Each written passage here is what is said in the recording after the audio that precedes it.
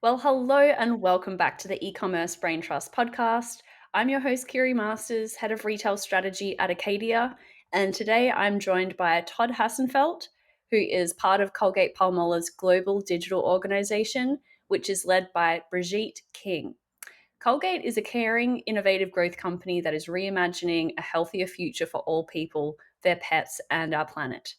Todd is lucky to work with so many talented colleagues as the Global Digital Commerce Senior Director of Strategy and Execution. Todd is a curious leader and learner whose experience navigating change not only in three large multinational companies, but also at two startups and a mid sized company in Glanbia Performance Nutrition, where his e commerce journey started. All of these experiences helped Todd to see multiple points of view, and he appreciates the opportunity to learn from so many inspiring leaders across the industry. Welcome to the show, Todd. Thanks, Carrie. And I have to say thank you. I mean, going back to a lot of those experiences, I learned from you and your podcasts and Forbes articles, and I just appreciate what you do in the industry to help so many. So thank you so much. Oh, thanks, Todd. Right back at you. I know a lot of people listening will have seen you around on LinkedIn, always sharing, providing a perspective, and it's very valuable. We're all sort of out there, with a machete, chopping through the woods for the first time with this stuff. Like, there isn't really a proven playbook for a lot of what we do, whether we're in a big multinational like yourself or on the services side or the startups as well. So we've all got to, you know, give each other a leg up. It's all about helping each other, right? That's all we can do. So I'm really excited to jump into this topic today because it is something that is it's been around for a little while now. It's Amazon Inspire, and is it really going to give social media a run for its money? It was sort of positioned as the TikTok killer by Amazon, not in their words, but the media. Um, and it's been about a year now or so, and it's time to check in and see who's using it and what kind of traction it's getting. What's the bull and bear case? So I'm really looking forward to jumping into that with you. Same here. Let's get into it. So, what have you learnt about there we go. There's a Freudian slip. What have you learnt about Inspire that you think the audience might find like new information, or just as a simple recap? Yeah, I mean, I'm always curious to see new things pop up on Amazon, and sometimes it may be US only, sometimes it may be just for select users. When I saw what was initially a light bulb icon on the bottom of just the Amazon shopping app, I was like second one from the left.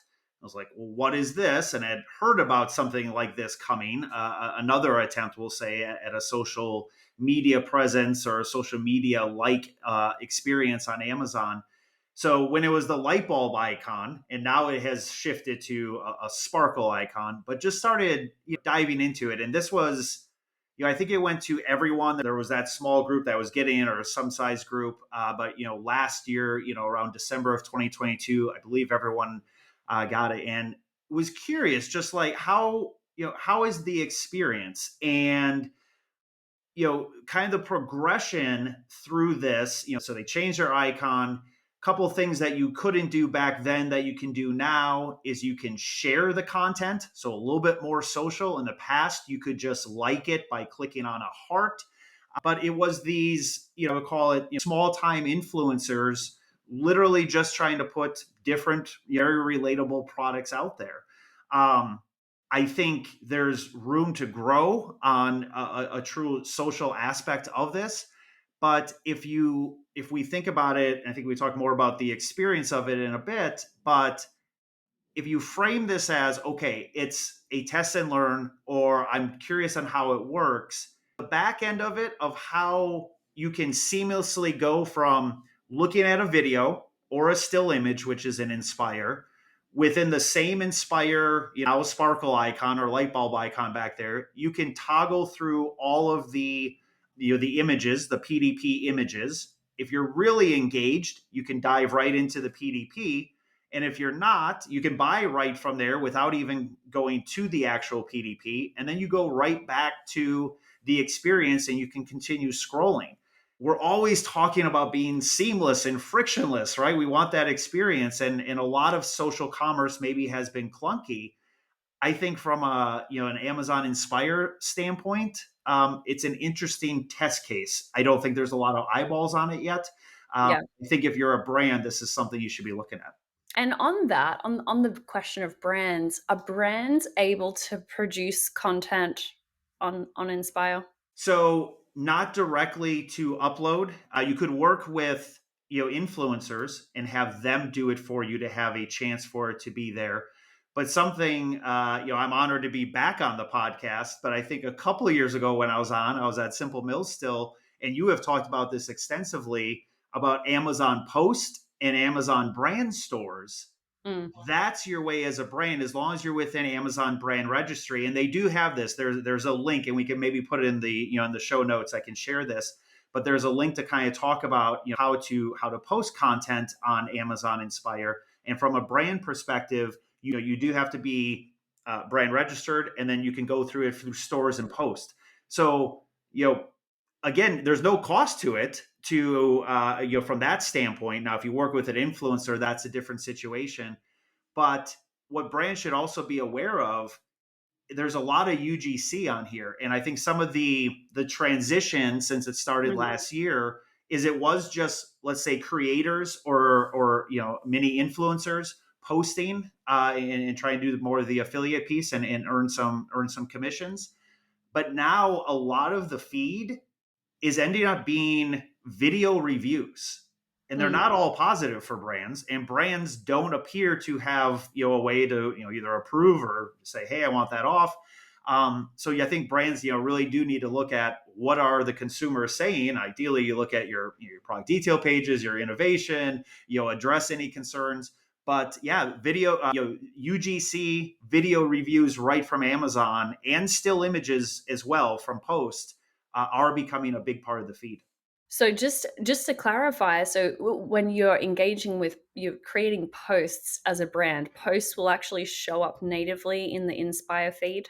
Yeah, what it says on their site is they have the chance to. So it's not guaranteed that they will, but they do have the chance to. And I have seen, just overall, not speaking specifically for Colgate here, but overall, I have seen some brand posts on there. I would say the majority is more on the video reviews.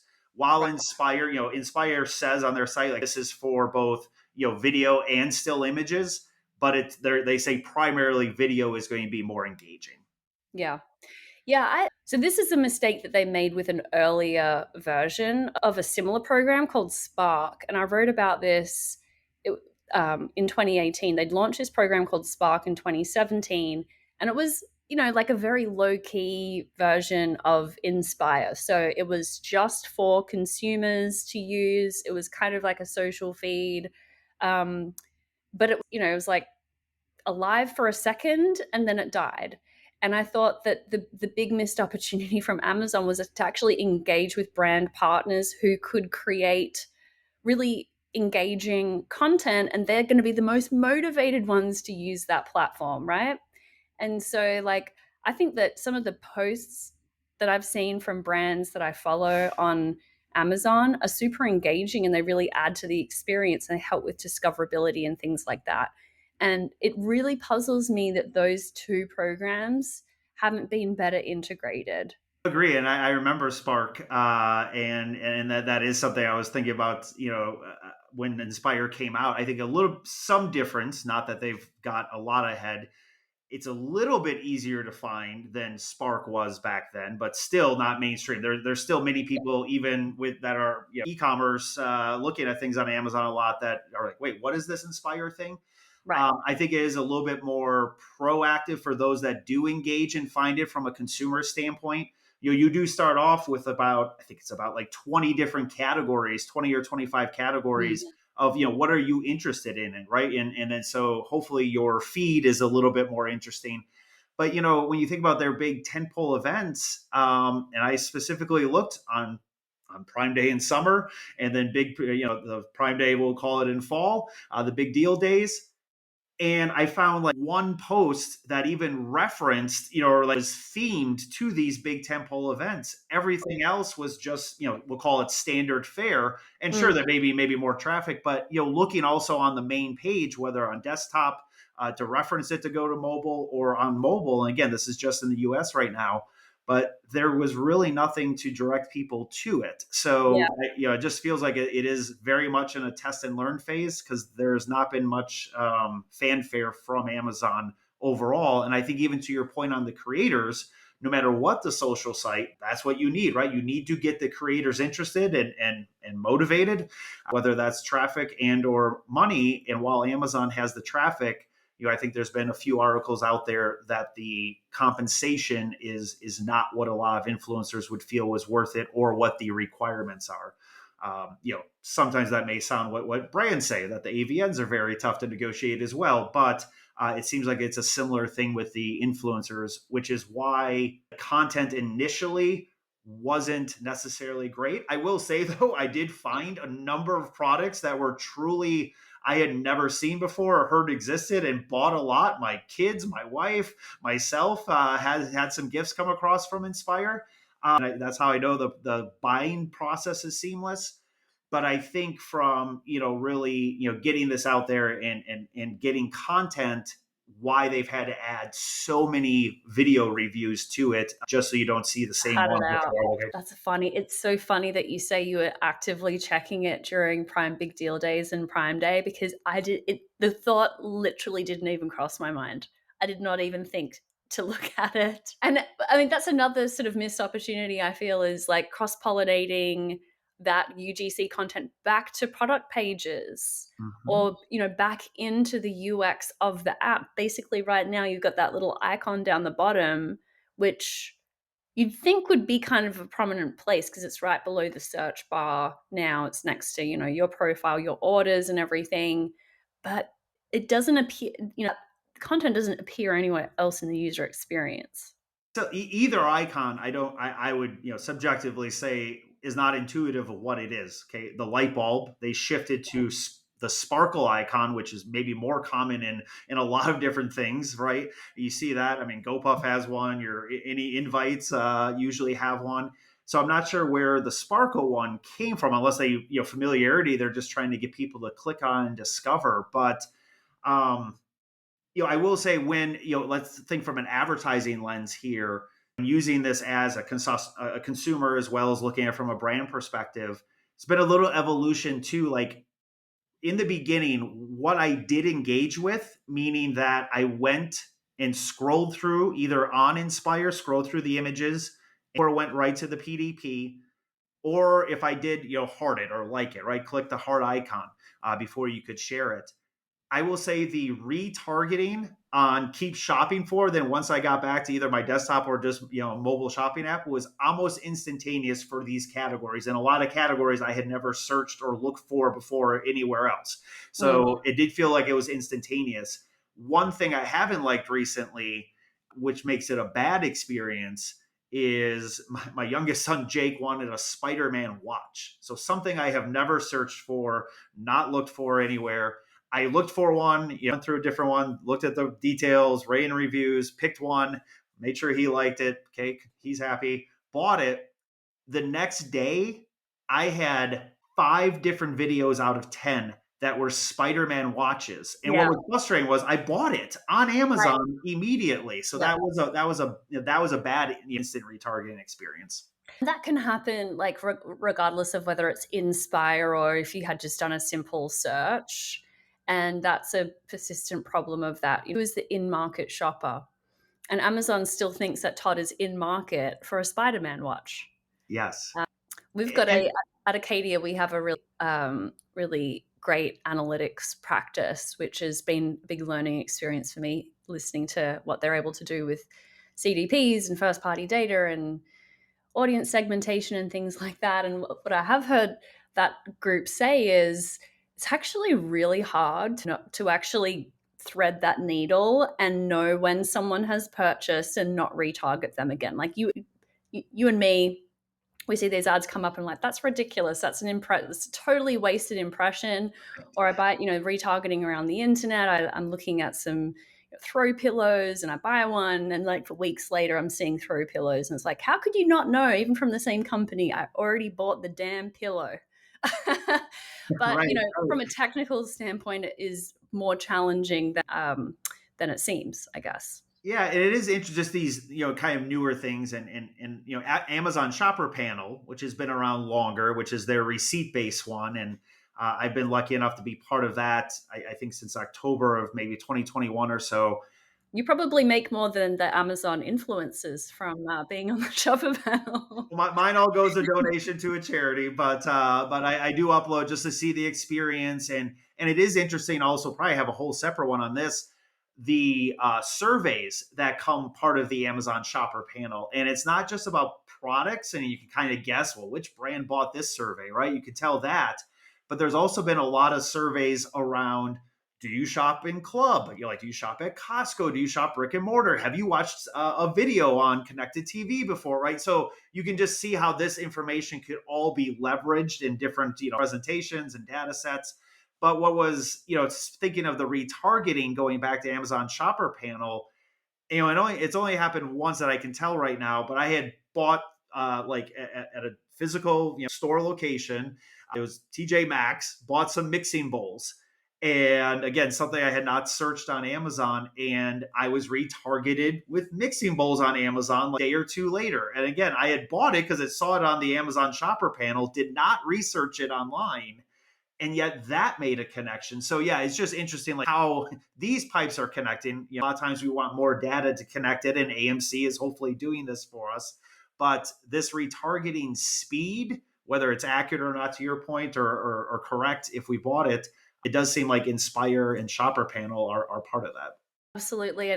And I think it all comes back to that audience targeting that we can do in Amazon DSP, and we can search for in market Spider Man watch shoppers, and we can search for people who have, recently bought mixing bowls. I guess this is all the stuff that we're able to target in Amazon, and that is for Amazon, the data that it's collecting from Inspire. Even if you and I both agree, like, there is so much more potential, and they're kind of really under capitalizing on an opportunity here. There's still a lot of data that they're able to take back to their pool, and advertisers can tap into in market or category or interests, demographics, things like that, based on your Inspire viewing activity. Yeah, this may be about like all speculation here, right? But while it's not as much getting attention or being amplified to consumers, I will say, looking at it from the creator side, now take the payment portion out of it, and kind of rates. But there's a robust, I mean, there's a whole creator university link on Amazon and it includes Inspire. There's a lot of other parts of their affiliate program. But one of the parts that really caught my eye, we always talk about blurring lines for Amazon Inspire. There's a TikTok 101 pull down, and then if you click on that, they have grow your Amazon business with TikTok. And they have a person who has done this the best, at least on Amazon Inspire and TikTok. And they have a video testimonial from her.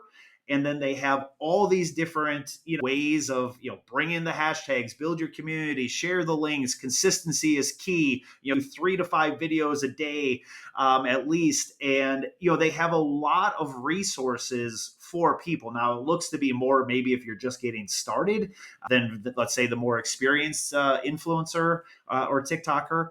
But it does feel like having all this, and there's others. They talk about YouTube, they talk about Instagram. Do what you love and get paid for it. Build your community. I think they're trying, like, build before they bring the consumer in. Hopefully, the creators come and the content improves, because I think that that's one of the downfalls of Inspire right now.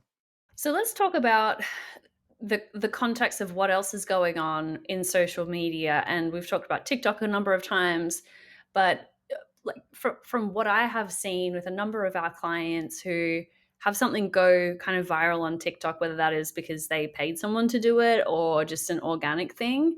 And in the TikTok post, Amazon won't even be mentioned, but we see a big spike in in sales for on a campaign that does really well. Um, as you know, let's say a brand has some budget available and they're tossing up like different social media opportunities, and then Amazon Inspire and going out to some of these micro influencers and getting some Amazon Inspire traction going on. Curious, like how you think about like outside of your day-to-day role, but just as someone who's followed the industry for a long time, um, how do you think about the different opportunities that are out there, and how would you kind of rank them? I think ranking, and this is where kind of my experience, either being at big companies or small or in between, I see different angles and the pros and cons of each. But I think in general, no matter what size company or type of industry you're in, you have to, what's the use case, right? What are you trying, what business case are you trying to solve? Or what type of product are you going to be promoting? Is it a new item from an established brand? Is it a new brand trying to be a disruptor? Is it a regimen build? Is it a repackaging or reformulation? And I think it depends on also then, well, where do you have distribution? If you're truly thinking omni here, let's not just only think online, but maybe where do you have physical presence as well? And then what, if we're talking social in this case, what social sites lead to which ones? Now, a majority do go to Amazon, and I think whether it's Amazon or and it would just say stick in the U.S., Walmart, Target, etc., Walgreens, you got to think about your product detail pages, because all this money you're spending on social, on let's call it traditional search like Google or Bing, on connected TV or streaming, all this money, a lot of times, if it's new to brand or new to product or just new to the experience, those consumers are going to some PDP, and the data suggests most of the time it is Amazon. So before you start picking where are we going to place our bets on this end, make sure where you're sending them isn't a bad experience or doesn't confuse them. From there, I think it's, if you're going to hone in on TikTok, let's say, how creative can you be? Like this can't be a standard 30-second, it can't be a standard commercial maybe that you've done, or even a PDP video, depending on your past or your experience at your company.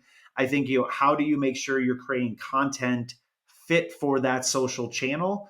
And then what is that call to action? There's so many different things to consider. And I think also to remember, this is one I think brands struggle with. The consumer decides if that interaction on social media is a conversion focused ad or if it's a growth, have a brand building ad. It can Mm, be both. Sometimes I think we, in the CPG world, we always think, oh, it's one or the other. We don't decide anymore. The consumer does, and they have actually for a long time.